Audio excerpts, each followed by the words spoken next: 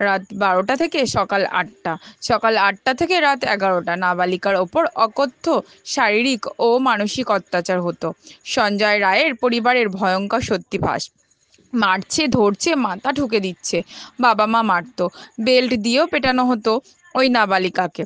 দোষীদের শাস্তির দাবিতে ক্ষোভে ফুঁসছে এলাকাবাসী। দুই বোনের এক স্বামী। ভবানীপুরের বিদ্যাসাগর কলোনিতে নাবালিকার রহস্যময় মৃত্যুর ঘটনায় কেঁচো খুঁড়তেই বেরিয়ে আসে কেউটে। 4 বছর আগে ওই নাবালিকার মা কবিতারও রহস্যময় মৃত্যু হয়েছিল। তারপরই বোন পূজাকে বিয়ে জামাইবাবুর। অতীতে মাকেও ঝুলন্ত অবস্থায় উদ্ধার করা হয়েছিল। আর এবার আলমারির ভেতর থেকে ঝুলন্ত অবস্থায় পাওয়া গেল 11 বছরের মেয়ের। তারপরই উত্তপ্ত গোটা এলাকা। 11 বছরের বালিকার রহস্যময় মৃত্যু ঘিরে উত্তপ্ত ভবানীপুর বিদ্যাসাগর কলোনির পুরো বাসিন্দা।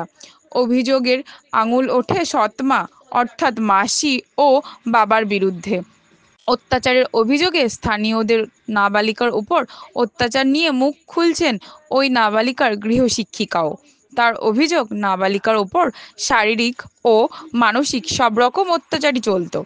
শারীরিক অত্যাচার হতো পড়াশোনা নিয়ে, আর মানসিক অত্যাচার হতো সব কিছু নিয়ে। দিনের পর দিন মারধর করতো, খেলতে যেতে দিত না, রাতভর জাগিয়ে রেখে পড়াশোনা করানো হতো ওইটুকু মেয়েকে। রাত্রি 2টো থেকে 3টে অবধি পড়াচ্ছে, পড়া না পারলে দেওয়ালে মাথা ঠুকে দিচ্ছে। রাত 12টা থেকে সকাল 8টা অবধি পড়াচ্ছে। পরীক্ষার রেজাল্ট খারাপ হলেও চলতো মারধর। বাবা মা দুজনেই মারতো।